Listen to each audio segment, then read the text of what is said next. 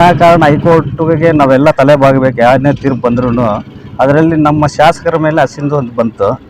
ಅದಕ್ಕೆ ನಾವು ಹೈಕೋರ್ಟ್ಗೆ ತಲೆ ಬಾಗಿದ್ದೀವಿ.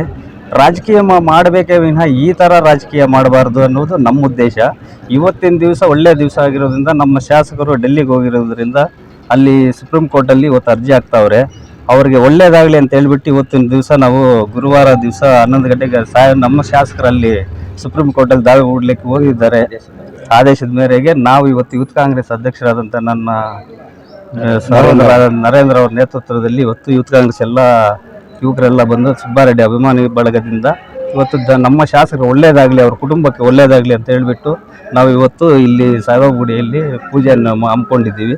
ಅದರ ಸಲುವಾಗಿ ಇವತ್ತು ನಮ್ಮ ಹೈಕೋರ್ಟಲ್ಲಿ ಏನು ಇವತ್ತು ತೀರ್ಪು ಬಂದಿತ್ತೋ, ಈ ಬಾಗೇಪಲ್ಲಿ ವಿಧಾನಸಭಾ ಕ್ಷೇತ್ರದಲ್ಲಿ ಜನ ನೆಚ್ಚಿನ ಬಡವರ ಬಂಧು ದೀನ ದಲಿತರ ಆಧಾರ ದೈವವಾದ ನಮ್ಮ ಸುಬ್ಬಾರೆಡ್ಡಿ ಅಣ್ಣನವರ ಏನು ಅಸಿಂಧತ್ವ ಇವತ್ತು ಘೋಷಣೆ ಮಾಡಿದೆ ಹೈಕೋರ್ಟು, ಅದು ಸ್ಟೇ ಮಾಡಲಿ ಅಂತ ಹೇಳ್ಬಿಟ್ಟು ಸುಪ್ರೀಂ ಕೋರ್ಟಲ್ಲಿ ನಾವು ವಕಾಲತ್ತು ಆಗ್ತಾ ಇದ್ದೀವಿ 11 ಗಂಟೆಗೆ. ಆ ವಕಾಲತ್ತು ಕಾನೂನು ಪರವಾಗಿ ನಮ್ಮ ಪರವಾಗುತ್ತಂತ ನಾವು ನಂಬಿಕೊಂಡು ನಾವು ಅವರಿಗೆ ಒಳ್ಳೇದಾಗಲಿ ಅಂತ ಹೇಳ್ಬಿಟ್ಟು ನಾವು ದೇವರ ಗುರು ಸಾಯಿಬಾಬಾ ದೇವರ ಹತ್ರ ಪ್ರಾರ್ಥನೆ ಮಾಡ್ತಾ ಇದ್ದೀವಿ. ಮತ್ತು ಕಾನೂನು ಪ್ರಕಾರ ನಾವು ಹೋರಾಡಲು ಸಿದ್ಧರಾಗಿದ್ದೀವಿ.